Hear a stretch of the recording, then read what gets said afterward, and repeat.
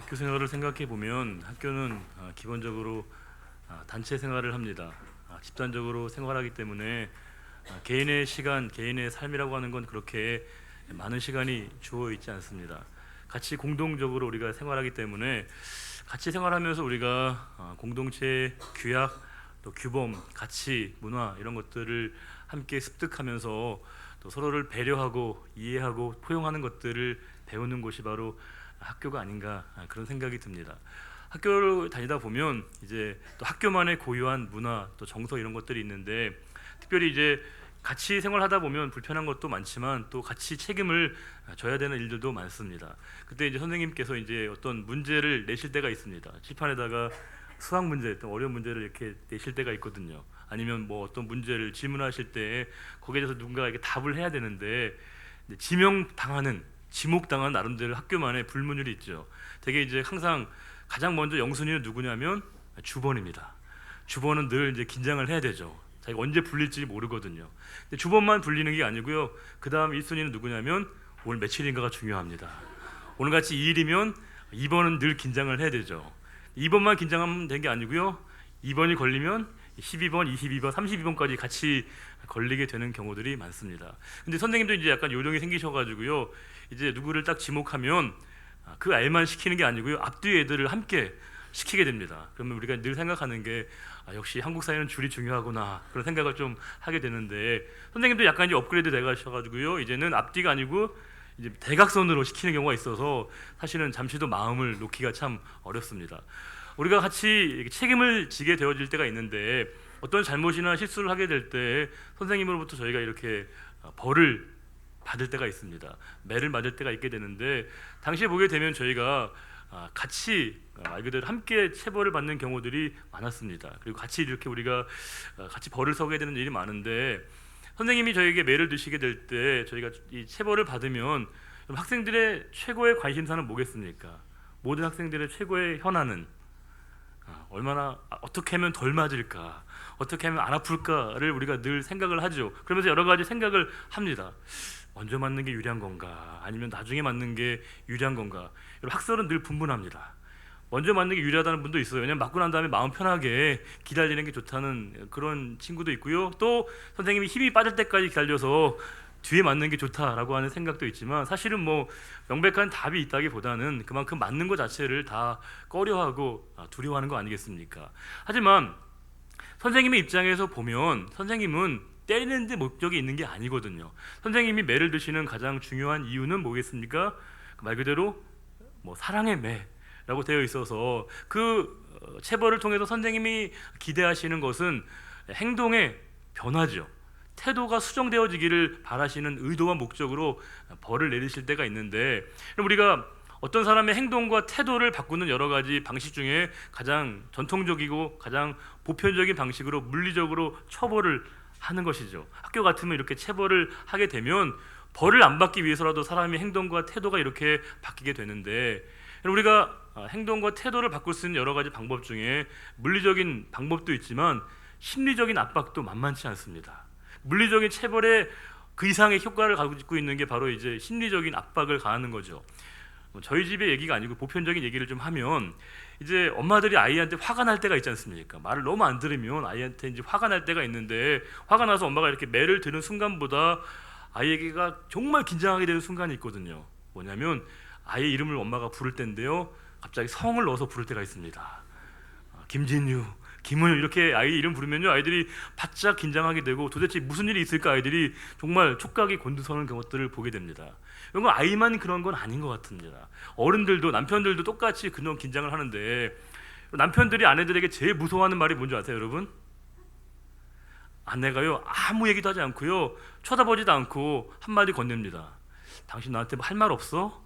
그러면 굉장히 이게 걱정이 되는 거죠. 갑자기 없던 죄도 막 고백해야 될 것 같은 그런 막 강박관념을 느끼게 될 만큼 심리적인 엄청난 부담감과 압박감을 느끼게 되는 겁니다. 우리가 이런 물리적인 체벌이든지 아니면 심리적인 압박이 행동의 변화에 일정 부분 효과가 있는 거 우리가 다 알고 있지만 또 한 가지 우리가 분명하게 인정하게 되는 것은 우리가 그런 수단이 그렇게 효과적이지 않다는 걸 우리가 늘 경험하지 않습니까? 왜냐하면 우리의 행동이라고 하는 것, 우리가 드러나게 되어지는 이 태도라고 하는 것은 우리의 몸의 육신의 반응이기도 하지만 근본적으로 내가 어떤 행동과 태도를 취한다고 하는 건 근본적으로 내 생각과 마음이 의식이 반영된 것이다 라고 하는 것이겠죠. 즉 내가 어떤 행동과 태도를 취하게 되면 그것은 나의 생각과 사고와 세계관이, 거창하게 얘기하면 세계관이 그 행동 가운데 반영되어 있기 때문에 마음과 생각을 바꾸지 않으면 행동 변화는 그렇게 용이하지 않습니다. 우리가 이 시간 설교를 듣고 성경 공부를 하면서 말씀을 접하는 우리의 이유도 어디에 있는 겁니까? 우리가 설교를 들으면서 말씀을 접하면서 우리의 가장 중요한 것은 개별적인 우리의 행동과 태도를 바꾸는 것도 물론 중요한 것이지만 하나님 우리에게 요구하시는 건 뭐겠습니까? 말씀을 통해서 내 영혼의 방향을 바꾸는 것이죠. 내 영혼의 지향점을 하나님이 원하시는 그 자리에 옮겨가게 하는 것, 그것이 이 말씀을 듣는 가장 중요한 태도가 아니겠습니까? 그래서 우리 시간도 저와 여러분의 말씀을 들을 때 전하는 자의 열심과 듣는 분의 열심을 통해서 하나님의 은혜가 우리들 모두에게 임하기를 간절히 우리가 바라고 있는데, 제가 예전에 학교 다닐 때 우리 교회사 교수님이 그런 말씀을 하셨습니다. 뭐냐면 설교자로 설교할 때 성도들에게 이 말씀의 파이프를 머리에 꽂지 말라는 겁니다. 그 뭐냐면 가슴에, 영혼에 꼽으라는 것이겠죠. 말씀의 파이프가 우리 머리에 이게 꽂게 되면 말 그대로 머리만 커지고요, 판단력만 커져서 사람이 잘 달라지지 않는다는 겁니다. 그런데 그것이 내 마음과 영혼 가운데 새겨지게 되면 하나님의 말씀이 은혜가 됨으로 말미암아 그 은혜가 우리의 삶을 변화시키는 것을 경험할 수 있다라고 우리들에게 권면하신 적이 있습니다. 그런데 저는 사실은 여러분들 느끼시는 것처럼 저는 약간 감성적이고 감정적인 언어를 주로 이제 제가 쓴다기보다는 조금은 이성적인 언어에 호소를 하는 편이기 때문에 제가 그 부분이 상당히 취약하다라고 생각을 하는데, 제가 여러분 말씀을 전하면서 늘 나름대로 기도하면서 그런 기대감이 있거든요. 그것은 뭐냐면 모든 분들이 늘 말씀 앞에 은혜를 받기를, 저는 이미 말씀을 준비하면서 충분히 은혜를 받았는데, 누렸는데 제가 받은 그 은혜를 여러분들에게 다 전하지 못하는 제 개인적인 한계에 대한 늘 아쉬움이 있습니다. 그러면서 말씀을 전할 때 정말 모든 분들이 은혜를 받기를 원하시는 그런 기대함이 있는데, 우리가 흔히 여러분 얘기할 때 은혜를 받는다고 얘기할 때 우리에게 은혜라고 하는 건 어떤 의미를 담고 있습니까? 여러분들이 오늘 목사님 말씀에 은혜를 받았습니다라고 얘기하면 우리가 그 말 속에 담겨있는 해석적 의미는 뭐죠? 내가 그 마음 가운데 감동이 되고 감격이 되고 울림과 떨림이 있게 될 때 우리는 은혜 받았다라고 이야기를 한다는 겁니다. 맞는 거죠. 중요한 겁니다. 하지만 여러분, 우리가 진짜 하나님의 말씀의 은혜라고 하는 건 내가 그 감동과 감격을 받는 이 수혜적인 은혜도 있지만, 진짜 우리 성도가 말씀 앞에 겪는, 고백해야 될 가장 중요한 은혜는 뭐예요? 내가 그 말씀을 듣고 그 은혜 받은 그 삶으로 행하였을 때 하나님의 말씀대로 행하였음으로 말미암아 내가 하나님의 말씀이 진리임을 경험하고 고백하는 것, 그것이 진짜 말씀을 받는 우리의 태도와 고백의 표현이 아니겠습니까? 그래서 여러분들이 혹시 말씀의 은혜가 되신다고 저에게, 목사님들에게 말씀하실 때 여러분들이 방금 예배 끝나고 난 다음에 그 설교에 대해서 평가하시는 것보다는, 말씀해 주시기보다는 뭐예요? 지난주 말씀, 지난주 들었던 그 말씀, 물론 너무 요원한 얘기지만 지난주 들었던 그 말씀을 통해서 하나님 말씀대로 살았더니 우리가 삶의 차리에서 이런 일들이 나타났다는 것을 우리가 고백하고 함께 나누게 될 때 그것이야말로 진짜 은혜 되는 것이 아니겠습니까? 그래서 우리가 말씀의 은혜라고 하는 건 이 수혜적인 은혜도 있지만 수요적인 은혜, 시혜적인 은혜가 필요한 것이겠죠. 즉 내가 행할 수 있었을 때 내 자신의 의지와 내 자신의 감성으로는 그것들이 불가능한 일이었는데 하나님이 나에게 은혜 주심으로 말미암아 하나님의 말씀을 행할 수 있게 하셨음을 고백하게 될 때 그 표현과 진술을 우리는 하나님의 말씀의 은혜라고 우리가 이야기한다는 것이겠죠. 그런 점에서 여러분, 제가 말씀을 전하는 목회자인 저에게도 또 말씀을 듣는 여러분들에게도 우리에게 사실 우리가 조금 실망하게 되어지는 순간과 지점이 있습니다. 그것은 뭐냐면 우리가 말씀을 듣고 난 다음에 우리의 태도는 지나치게 관성적 태도가 우리에게 너무나 자주 나타난다는 겁니다. 그러니까 우리는 말씀을 듣긴 하지만 우리는 과거의 삶으로 종종 복원되고 회귀하기가 쉽다는 겁니다. 우리가 이스라엘 백성들의 삶을 보게 되면 이스라엘 백성들이 출애굽의 역사를 통해서 그들이 이제 애굽에서 나와서 어디로 간 거죠? 그들이 가나안으로 가는 것이거든요. 이 광야의 40년간의 기간은 그들에게 쉽지는 않은 시간이었지만 백성들의 입장에서 보게 되면 그 애굽에서의 400년간의 조회와 농사 그들이 노예 생활을 하다가 하나님의 은혜로 그들이 해방된 거거든요. 그러면 얼마나 큰 은혜를 받은 겁니까? 그런데 그들이 조금의 어려움을 만나면, 힘든 상황을 만나게 되면 어떻게 되냐면 하나님을 원망하고 모세의 멱살을 잡는다는 겁니다. 그들이 과거의 삶을 더 동경하게 되면서 애굽으로 돌아가고 싶다라고, 그 과거의 노예 생활을 그들이 더 동경하고 있는 그들의 모습은 너무나 안타까운 모습인 것이겠죠. 그들이 이제 가나안에 들어왔을 때도 마찬가지입니다.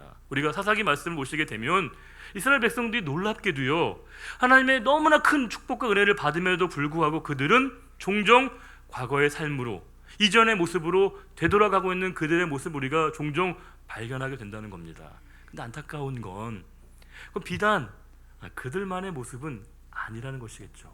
저와 여러분이 말씀을 듣고 은혜를 받기는 하지만 우리는 여전히 과거의 상태로 돌아갈 때가 많습니다. 그래서 안타까운 건 우리는 말씀을 은혜 받은 대로 사는 존재라기보다는 살던 대로 사는 존재입니다. 익숙한 대로 사는 존재가 바로 우리 인간이라고 하는 것을 우리가 솔직하게 인정할 필요가 있는 것이겠죠. 우리가 심리학자들이 그런 얘기를 합니다. 우리는 대체로 잘 모르는 사람들에게는, 처음 만나는 사람들에게는 우리가 조금 친절하다는 경향이 있다는 거예요. 그런데 우리 중에 어떤 분들은 되게 주변에 가까운 분들에게, 친한 분들에게는 좀 함부로 대하는 분이 있다는 거예요. 좀 쉽게 얘기하고 좀 함부로 얘기하고 함부로 말하는 분이 있는데, 그 이유를 심리학자는 그렇게 얘기합니다. 사람들은 내가 친하게 되면 누군가를 마치 자기 자신을 대하는 것처럼 대한다는 것이겠죠. 자기의 익숙한 모습대로 상대방에게, 가까운 사람에게 대하고 말할 때가 많다는 거예요. 그래서 우리에게 중요한 건 뭐냐면 건강한 자기의 자아상이 중요하다는 겁니다. 자기를 건강하게 사랑할 줄 아는 사람이 자기 주변을 사랑할 수가 있는 것이겠죠. 그러니까 우리가 청소년들이 여러 오해하는 게 있어요. 청소년들은 되게 멀리 있는 사람하고 친해져야 된다 생각합니다. 그 멀리 있는 사람은 누구냐면 스타나 유명인들하고 가까워져야 행복하다고 생각하는데 그렇지 않다는 거죠. 우리가 진짜 행복하려면 뭐예요? 내 주변에 있는 사람과 내가 어떤 친밀한 관계를 유지하느냐가 보다 더 중요하다고 하는 겁니다. 여러분, 저와 여러분이 하나님 말씀대로 살다 보면 하나님 말씀이 쉬워요, 어려워요? 대답은 어려운 거 아니잖아요. 하나님 말씀대로 행하는 게 우리에게 쉽게 느껴져요, 아니면 어렵게 느껴져요? 하나님 말씀이 우리에게 그렇게 어렵고 버겁게 여겨지는 이유가 어디에 있겠습니까? 물론 하나님 말씀 그 자체에 무게감도 있겠지만 하나님과 나와의 관계로 인한 문제도 상당수 있다는 겁니다. 우리가 무게란 말과 무게감은 다른 겁니다. 무게라고 하는 건 뭐예요? 객관적인 질량, 무게죠. 말 그대로 중량인데, 무게감은 뭐예요? 보다 더 주관적인 자기의 체감이죠. 10kg의 물체, 10kg의 물건을 어떤 사람은 무겁지 않다라고 생각할 수 있고요, 누군가에겐 대단히 무겁게 여길 수 있습니다. 중요한 건, 객관적인 무게보다 훨씬 더 중요한 건 그것을 어떻게 내가 받아들이고 이해하느냐가 보다 더 중요한 것이겠죠. 하나님께서 우리에게 인생의 문제를 주시고 어려움을 주시긴 하지만 하나님께서 우리에게 주시는 해결 방법은, 해법은 우리의 문제의 크기와 부피를 작게 만드시기보다는 우리가 더 큰 능력을 가짐으로 말미암아 그 문제를 해결할 만한 능력을 우리들에게 주신다라고 하는 겁니다. 우리는 늘 문제가 작아지기를 기도하고 바랄 때가 많다는 겁니다. 문제가 없어지기를 우리가 바랄 때가 많은데 하나님은 뭐예요?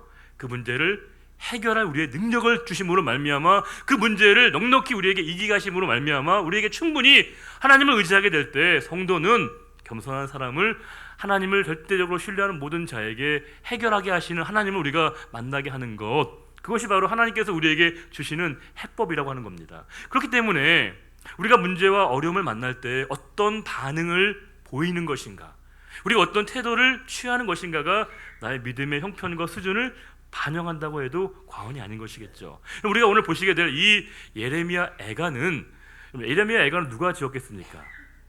그렇죠. 예레미야가 지은 말씀인데, 지난 시간에 봤던 우리가 예레미야와 또 이제 예레미야 애가가 있는데, 예레미야 애가는 상대적으로 되게 짧습니다. 5장밖에 안 되는 말씀인데, 이 예레미야 애가의 재밌다고 하는 건 그렇지만 예레미야 애가의 그 제목은, 히브리어 제목은 뭐냐면요, 에카입니다. 에카. 그 뭐냐면 1장 1절에 어떤 단어가 나오냐면 슬프다, 이런 표현이 있는데, 이 예레미야의 통렬한 슬픔과 비통함의 정서가 담겨 있는 책이 바로 예레미야 애가, 말 그대로 슬픈 노래죠. 이 예레미야 애가는 5장으로 되어 있는 말씀을 크게 보면 1장부터 4장이 한 부분입니다. 그것은 뭐냐면 비탄시라고 얘기합니다.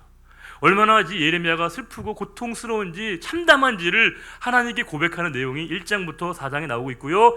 5장에 뭐냐면 그 상황 가운데 하나님의 구원을 기대하고 갈망하고 있는 간구시, 기도의 시가 바로 5장입니다. 그러니까 성격이 좀 달라요. 그런데 한 가지 중요한 건 이 애가에는 놀라울 정도로 형식적인 통일성이 있다는 겁니다. 여러분 혹시 영어 알파벳 여러분 몇 자까지 있죠? 영어 알파벳은 총 글자가 잘 안 들려요, 여러분. 제가 이상하게 26자죠, 여러분. 히브리어 여러분 알파벳은 몇 자냐면요, 22자가 있습니다. 근데 히브리어 22자의 그 알파벳이 있는데 이 예레미야 애가를 보게 되면 1절은 영어로 얘기하면 A라고 하는 단어로 시작합니다. 2절은 뭐겠어요? B라고 하는 단어로, 3절은 C. 그래서 이렇게 순서대로 되어 있는 걸 우리가 아크로스틱이라고 얘기하는데, 지금 이 예레미야 애가는 철저하게 이 아크로스틱의 원칙을 지키고 있다는 겁니다. 자, 그러면 1장은 몇 절까지 있겠습니까? 제가 좀 전에 역시 알파벳 22개 있다고 했으니까 당연히 22절까지 있는 것이고요. 그럼 2장은요? 22절까지 있어요. 3장은요? 아니에요, 여러분. 66절까지 있어요. 왜요? 이 3장은 절이 3절로 하나가 묶여져 있습니다. 그럼 몇 절이겠습니까? 22 곱하기 3이면 오늘 어려운 산수는 아닌데, 그렇죠. 66절까지가 되는 것이고요. 4장도 22절이고 5장도 22절입니다. 근데 물론 5장은 조금 열애입니다. 5장은 아크로스틱, 알파벳 순서로 되어 있지 않는 구조를 취하고 있지만 전체적으로는 대단히 놀라울 정도로의 어떤 그 형식적인 통일성을 취하고 있는 걸 우리가 알 수 있는데, 그만큼 이 말씀 가운데 비장한 이 에레미야의 마음을 읽어낼 수 있는데, 내용적인 건 이렇겠죠. 지금 이스라엘 이 남유다가 바벨론에 의해서 침공을 받게 됩니다. 이 바벨론에 의해서 남유다가 철저하게 짓밟히고 난 다음에 그 폐허가 된 그 남유다의 상황을 통해서 예루살렘의 그 형편을 보면서 이 예레미야가 너무나 비통함을 느끼면서 이 예루살렘 성의 회복과 구원을 외치고 있는 하나님께 향하는 그 메시지가 이 예레미야 애가에 깊이 담겨 있다고 하는 겁니다. 그런데 이스라엘 백성들, 특별히 남유다의 백성들은 큰 충격을 빠지게 됩니다. 그것은 뭐냐면 그들은 한 가지 분명한 신념이 있었거든요. 그 뭐냐면 이 예루살렘은 절대로 멸망당하지 않는다는 것이었습니다. 어떠한 경우에도 이 예루살렘은 절대로 정복당하지 않는다고 하는 확고한 신념을 가지고 있었거든요. 그 세 가지 이유 때문에 그렇습니다. 한 가지는 뭐냐면 이 예루살렘 성은 3면이 절벽으로 구성되어 있습니다. 그 완벽한 지리적으로 요새 성격을 띠고 있습니다. 그것도 외부로부터 완벽하게 자신들이 지킬 수 있다라고 하는 그런 생각을 가졌던 겁니다. 또 한 가지는 뭐냐면 예루살렘에 뭐가 있습니까, 여러분? 성전이 있죠.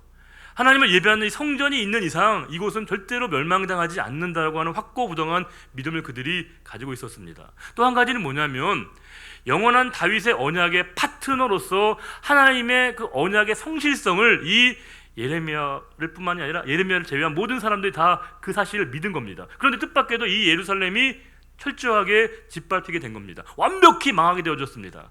그 안타까운 현실을 통해서 우리가 깨닫게 되는 것은, 우리가 종종 우리는 어떤 사실에 대해서 확신을 갖는다는 게 얼마나 사실은 때로는 위험할 수 있는가라고 하는 것이겠죠. 예전에 교회에서는 그 사실을 많이 강조했습니다. 그것은 뭐냐면 구원의 확신이 있으십니까?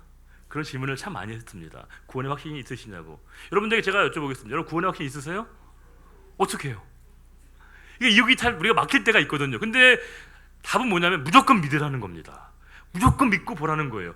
여러분 이게 이 구원의 확신을 지나치게 강조하다 보면 의미는 알겠지만 구원의 확신을 지나치게 강조하다는 건 구원의 확신에 대한 확신을 가지라는 것 같더라고요.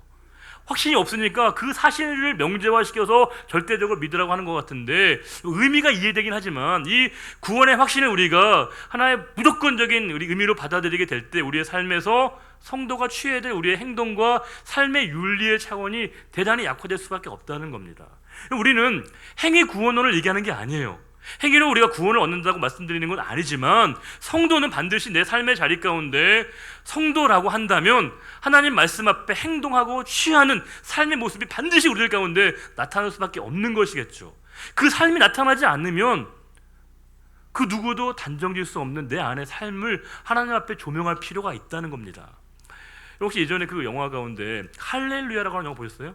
박정훈 씨가 했던 영화인데 여러분들 늘 경건하셔가지고 영화를 잘 안 보시죠? 투캅스라는 영화 보셨어요? 투캅스라고 하는 영화. 근데 그 영화를 보면 묘하게 공통점이 있어요. 그 할렐루야라고 하는 영화를 보면 그 박정훈 씨가 너무 오래된 영화이긴 한데 이제 그 사기꾼이죠. 사기꾼인데 묘하게 이제 교회 그 목사님이 조금 다치는 바람에 임시로 그 교회 목회를 감당하게 됩니다. 근데 저는 놀라운 건 뭐냐면 그분이 한 번만 설교하면 다 알 줄 알았어요. 근데 사람들이 은혜를 받아요. 놀라운 건 사람들이 거기에 별로 문제의식을 갖지 않아요. 본인도 그렇고 깜짝 놀라죠. 사람들이 반응에 대해서 그가 더 이 반응을 확산시키기 위해서 사기꾼들 몇 명을 불러옵니다. 그리고요 막 사람들 아픈 사람들 낫게 하는 것들을 치유의 능력으로 기적을 보여주게 돼요. 물론 기적은 아니에요. 짜고 하는 건데 더 놀라운 건 사람들이 거기에 대해서 아멘으로 반응하고요 교회가 더 문제없이 되는 겁니다. 그래서 굉장히 고민 들었고요. 이 투캅스라고 하는 영화를 보시게 되면 그 비리 경찰이죠. 비리 경찰이고 정말 뭔가 나쁜 짓을 다 하는데 사람들에게 막 돈도 뜯어내는데 놀라운 건 그분이 주일에 저기 앉아서 성실한 성도로서 집사님으로 예배를 드리는 모습을 보여주고 있다는 겁니다. 물론 약간의 우리들에게 시사하는 바가 있지만 제가 그 영화적 메시지를 통해서 깨닫게 되는 건 우리가 구원의 확신이라고 하는 건 내 내면에 자기 암시를 얘기하는 건 아니지 않습니까? 오히려 우리에게 구원의 확신을 갖는다는 건 더 성도답게, 더 의롭게, 더 깨끗하게, 더 선하게 살아가야 돼. 우리의 신앙적인 책임을 이야기하는 것이어야 되는데 마치 우리는 늘 우리에게 늘 이 구원이라고 하는 게 확보되어 있기 때문에 내가 더 이상 선하고 의롭게 살아야 될 책임이 마치 우리에게 없는 것처럼 한다는 건 이 구원의 확신이라고 하는 이 신화가 우리에게 얼마나 오용되고 있는 것인가를 보여주는 것인데 이스라엘 백성들은 지금 이 큰 시련과 어려움을 만나면서 절대로 이 예루살렘 성이 붕괴되지 않는다라고 하는 그들의 확신이 철저하게 부서지고 그들에게 무너지고 말았다고 하는 겁니다. 특별히 지금 그들이 처하고 있는 형편과 이 상황을 정말로 참혹하기 이를 데 없었습니다. 우리가 보시게 되면 예레미야 2장 20절 보겠습니다. 2장 20절 보시게 되면 2장 20절과 21절 같이 한번 읽어보겠습니다. 여호와여 보시옵소서 주께서 누구에게 이같이 행하셨는지요. 여인들이 어찌 자기 열매 곧 그들이 낳은 아이를 먹으오며 제사장들과 선지자들이 어찌 주의 성소에서 죽임을 당하오리이까. 늙은이와 젊은이가 다 길바닥에 엎드러져 싸우며 내 처녀들과 내 청년들이 칼에 쓰러졌나이다. 주께서 주의 진노의 날에 죽이시되 긍휼히 여기지 아니하시고 도륙하셨나이다. 4장 10절만 읽어보겠습니다. 딸 내 백성이 멸망할 때에 자비로운 부녀들이 자기들의 손으로 자기들의 그런 말씀입니다. 이 바벨론이 예루살렘 성을 1년 6개월 동안 완벽히 봉쇄하게 됩니다. 그들이 더 이상 생명을 유지할 길이, 식량을 얻을 길이 없어지게 되었을 때 여러분 읽으셨던 말씀 그대로 너무나 처참한 현실이 예루살렘 성에서 벌어지게 되었고 그 사실을 이 예레미야가 목도하게 된 것이었습니다. 물론 예레미야는 하나님의 말씀을 받아서 하나님의 징계와 심판이 그곳에 이를 것임을 알았습니다. 하지만 여러분 그 생각과 상상을 현실로 경험하게 될 때 그 충격은 예레미야도 감당할 수 없을 만큼의 큰 충격이고 아픔이었다라고 하는 겁니다. 제가 예전에 있던 교회 그 원로 목사님이 그러시더라고요. 그분은 저희들에게 하시는 한 가지 목회적인 권면이 뭐냐면 성도님들하고 같이 목욕탕을 가지 말라고 하시더라고요. 그분의 논지는 뭐냐면 사람은 누구나 다 똑같다라고 하는 걸 알고는 있지만 보는 거랑 상상하는 건 다르다는 거예요. 그러니까 한번 보고 나면 말씀이 은혜가 안 된다라고 얘기를 하시더라고요. 그래서 그분은 꼭 목욕할 때 어디로 가시냐면요 인천까지 가시는 거예요. 교인들이 아무도 없는 곳에 가서. 이해가 되죠 여러분? 사람이 충분히 그럴 거라고 예측도 하고 상상도 하지만 그것을 시각적으로 봤을 때 느끼는 충격이라고 하는 건 상상할 수 없는 것이거든요.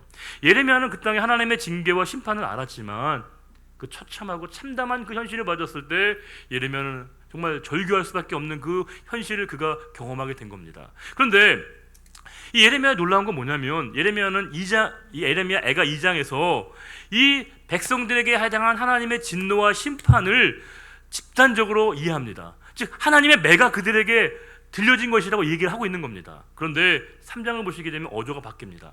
뭐냐면 징계와 심판을 자신에게 향한 것으로 받아들이고 있다는 겁니다. 백성들이 징계와 심판을 당하는 것이 아니라 나의 잘못으로 말미암아 내가 책임을 묻는 것이라고 하나님께 이야기를 하고 있는 겁니다. 그는 충분히 책임을 면할 수 있는 위치에 있었지만 책임감을 통감하면서 더 누구보다 강력한 책임의식을 가지고 있는 사람이었습니다. 우리가 요새 가장 많이 활용되고 있는 단어가 적폐청산 아닙니까? 정치에서 굉장히 논의가 되고 있는 게 적폐청산인데, 적폐청산이라고 하는 그 구호가 우리에게 굉장히 익숙하지만 이 과거와의 단절, 적폐가 잘 청산되지 않는 이유가 어디 있습니까? 사람들은 누구나 자신 안에 적폐 일부일 수 있다는 거죠. 그 누구도 자유로울 수 있는 게 아니거든요. 내 자신도 항상 내가 개혁의 주체일 뿐만이 아니라 나 자신도 똑같이 개혁과 혁신의 대상임을 알아야 되는데 그게 쉽지가 않은 거예요. 어떤 분들은 가끔 말씀을 들을 때 은혜가 되면 꼭 그 얘기 하시더라고요. 아유 목사님, 이 말씀 꼭 우리 남편이 들어야 된다고, 이 설교는 꼭 우리 아내가 들어야 된다고 얘기를 하셔요. 우리가 지금 말씀을 통해서 우리에게 주시는 하나님의 은혜는 다른 누군가에게 들어야 될 말씀이 아니라 바로 우리에게 향하시는 그 말씀 아니겠습니까? 예레미야는 하나님 말씀을 받아서 백성들에게 외쳤지만 그 말씀을 자신의 말씀으로 받아들이고 있었다라고 하는 겁니다. 더 놀라운 건 예레미야는 지금 분명히 백성들에게 경고했습니다. 이런 일이 있을 것임을 그들에게 외쳤습니다. 그런데 그들이 반응하지 않았고요. 심지어는 예레미야를 탄압하고 멸시하고 증오하고 강력한 반발심으로 이 예레미야를 극도의 고통에 빠뜨린 게 바로 이 남유다 백성들이었습니다. 그래서 우리가 보시게 되면 내가 그렇게 열심히 애썼는데, 내가 그렇게 많은 말을 했는데 반응하지 않고 변화되지 않으면 우리가 지속적으로 누군가로부터 굉장히 어려운 일을 당하게 되고 미움을 받게 되면 우리가 어떤 마음이 생기죠, 여러분? 자연적으로 억하심정이 생기거든요. 사람은 누구나 나에게 계속적으로 이 불편한 상황을 당하게 되면 마음이 편해질 수 없는데, 예레미야의 놀라운 건 뭐냐면 그의 마음 가운데 백성들을 향한 원망이 오히려 없다는 겁니다. 오히려 백성들을 위해서 기도하고 중보하고 있습니다. 우리가 예수님의 십자가가 위대한 게 어디 있습니까? 예수님의 십자가의 가장 아름다운 부분이 어디 있습니까? 예수님은 이 온 우주상에 가장 억울한 일을 당하신 그분 안에 억울함의 정서가 없다는 겁니다. 오히려 그분을 핍박했던 사람들을 이해하시고 용서하시고 심지어 그들을 위해서 십자가의 길을 가셨던 것이 바로 우리가 믿는 예수님 아니겠습니까? 예레미야는 백성들에게 원망하지 않고 오히려 그가 감당해야 될 그 책임을 갖게 되면서 실망과 좌절과 절망에 빠져있는 그들에게 또 다른 하나님의 말씀을 전하고 있습니다. 우리가 지금 살아가고 있는 우리 조국 대한민국은 어떻습니까? 과연 우리는 지금 희망과 소망을 얘기할 수 있는 상황인가, 그런 생각이 들 때가 있습니다. 젊은이들은 심지어 헬조선이라고까지 극단적으로 얘기하지 않습니까? 그 말 가운데 담겨있는 그 격렬한 자신들의 반응을 담아내서 이 땅에 희망을 얘기한다는 것 자체가 얼마나 정말 사치스러운 일인 것인가. 희망은 마치 고문인 것처럼 얘기하고 있는 게 이 땅의 사람들의 형편과 고백인데, 돌이켜보면 이 예레미야가 처했던 상황 속에서 예레미야의 고백은 우리가 지금 느끼고 있는 이 비극과는 비교가 안 된다는 겁니다. 가장 최악의 절망과 좌절할 수밖에 없는 상황 가운데 비참한 그 어떤 희망도 발견할 수 없을 것 같았던 그 예레미야가 오늘 말씀을 통해서 이렇게 얘기하고 있습니다. 우리가 3장 22절과 23절입니다. 같이 한번 읽어보겠습니다. 여호와의 인자와 긍휼이 무궁하심으로 우리가 진멸되지 아니함이니이다. 이것들이 아침마다 새로우니 주의 성실하심이 크시도소이다. 아시는 것처럼 22절에 여호와의 인자, 뭐죠? 하나님의 변함없는 헤세드의 사랑이 그들에게 있다는 것을 말씀하고 있습니다. 33절에 하나님이 우리에게 고생하게 하시고 근심하게 하시는 것은 하나님의 진짜 본심은 아니라고 이야기를 하고 있는 겁니다. 그러면서 백성들에게 다시금 희망을 얘기합니다. 5장 19절부터 22절에 이런 말씀을 주고 있습니다. 같이 한번 읽어볼까요?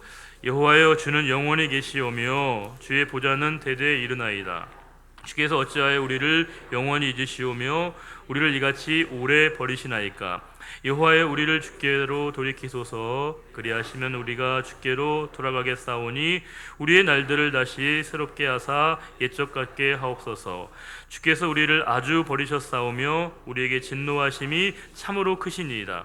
22절에 조금 다른 것 같지만 여러분 그 난하주에 보시게 되면 다른 해석을 붙이고 있죠. 원문에 주께서 우리를 아주 버리셨나이까, 우리에게 심히 진노하셨나이까. 하나님은 우리를 완전히 버리신 것도 아니고 완벽히 우리에게 진노하신 것도 아니라고 하는 이 예레미야의 고백이 담겨 있습니다.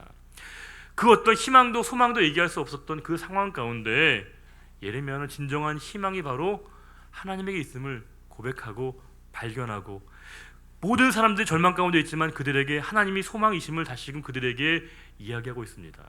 한국 사회가 이 조국이 희망이 있다라고 얘기한다면 그 희망은 바로 교회를 통한 하나님의 희망이어야 하지 않겠습니까? 우리 교회가 희망과 소망이 된다라고 한다면 그 소망과 희망의 진원지는 바로 저와 여러분의 삶이 되어야 되는 거 마땅한 거 아니겠습니까? 우리는 부족하지만 우리가 이 눈에 보이는 현실이 아니라 현실 너머에 변함없이 우리를 함께 하시는 그 하나님에 대한 신뢰감을 갖게 될 때 하나님으로 말미암아 우리는 영원히 소멸되어지지 않는 하나님 안에서 진정한 소망을 발견하게 되는 것입니다. 우리가 보다 보면요, 오늘 제목처럼 정말 설마 했던 일이 눈앞에 나타나는 경우가 있습니다.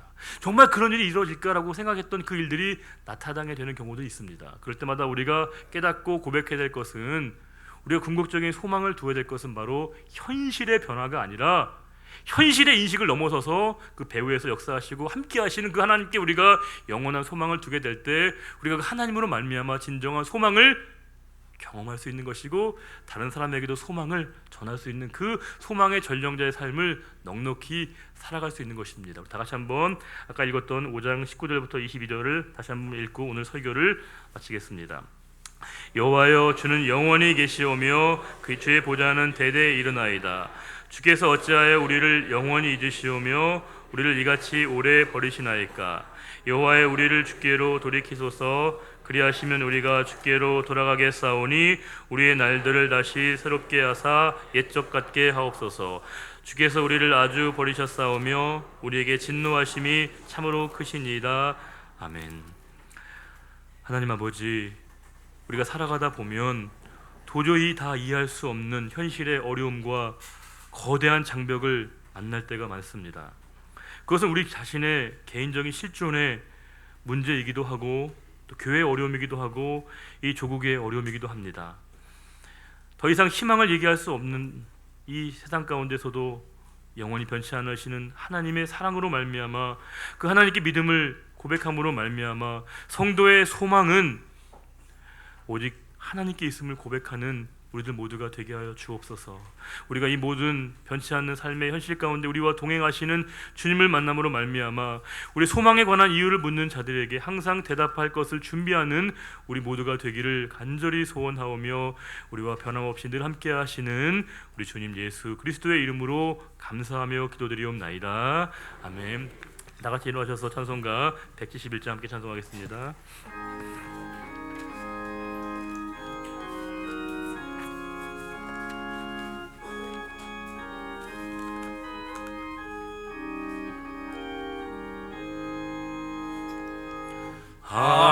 하나님의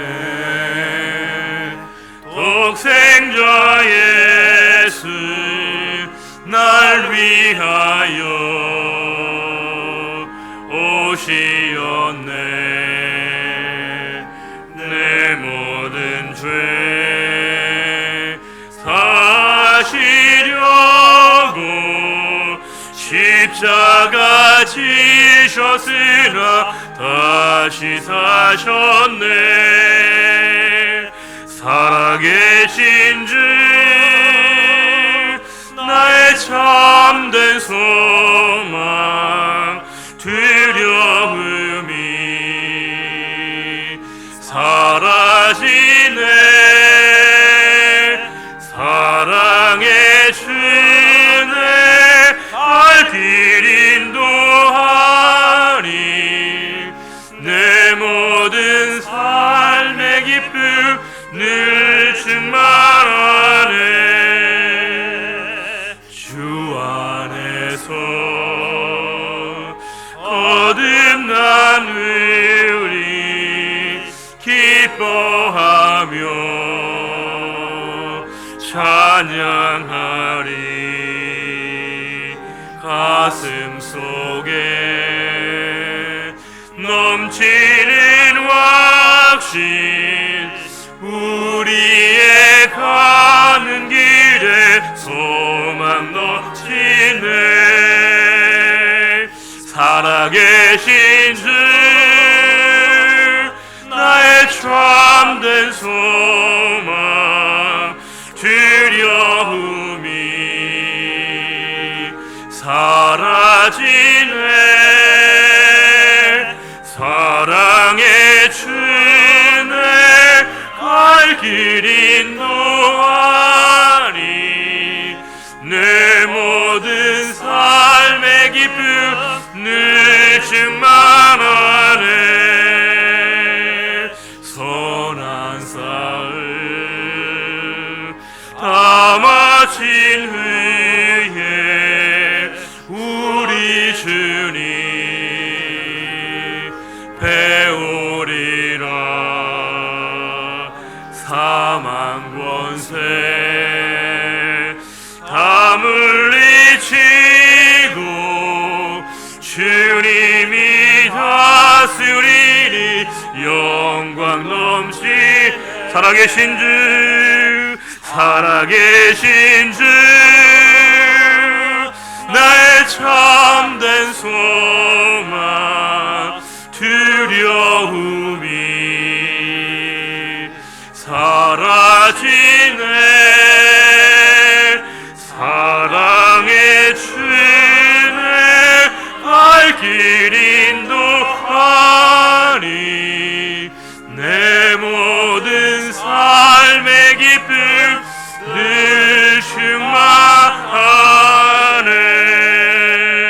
충만하네 여호와는 내게 복을 주시고 너를 지키시기를 원하며 여호와는 그의 얼굴을 내게 비추사 은혜 베푸시기를 원하며 여호와는 그 얼굴을 내게로 향하여 드사 평강 주시기를 원하노라.